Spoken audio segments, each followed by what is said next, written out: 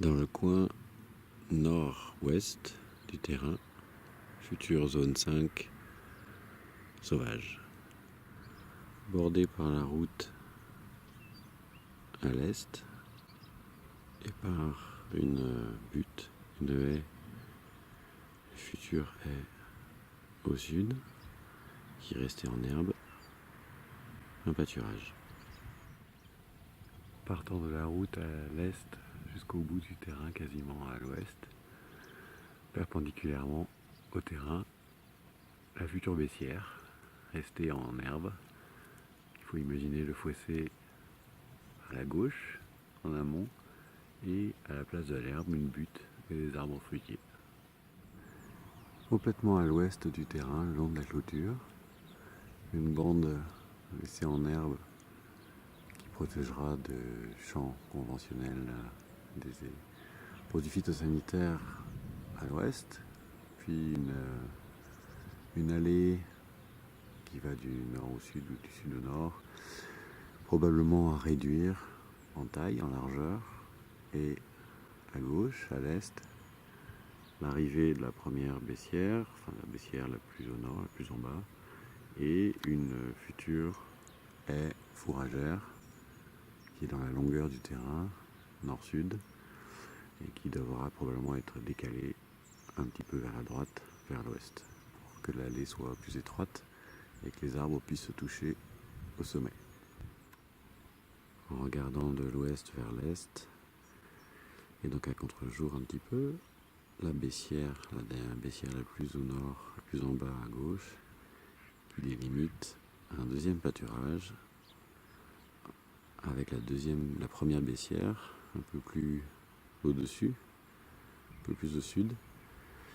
ainsi que la haie fourragère, et à l'autre extrémité, la route. À droite, l'autre baissière, donc il faut imaginer la butte, là où il y a l'herbe, et le fossé juste au-dessus, à gauche, et le dernier pâturage, avec au premier plan un bassin resté en herbe, et au second plan, en orange, avec des piquets orange, un deuxième bassin qui serait la réserve d'eau, également laissée en herbe. Ce pâturage qui est le plus proche de la ferme, le plus au sud, le plus en haut, est bordé par la haie fourragère à l'extrémité ouest, avec les cerisiers qui sont derrière. On voit qu'il est beaucoup plus grand que les autres, donc on pourrait éventuellement décaler la baissière un peu plus en haut, un peu plus au sud. Au premier plan avant la ferme, l'espace qui pourra être aménagé en phytoépuration. Vu depuis la ferme, la zone qui pourrait servir de réservoir d'eau, tout en haut du terrain, juste avant la ferme elle-même, avec alimenté par l'eau de pluie récoltée par les toits via le puisard qu'on voit ici sous les planches et qui arriverait directement de la ferme.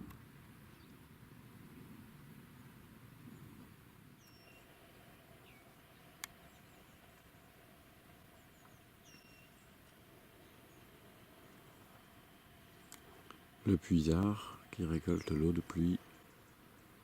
des toits. La zone extrême nord, tout en bas, c'est sauvage. L'allée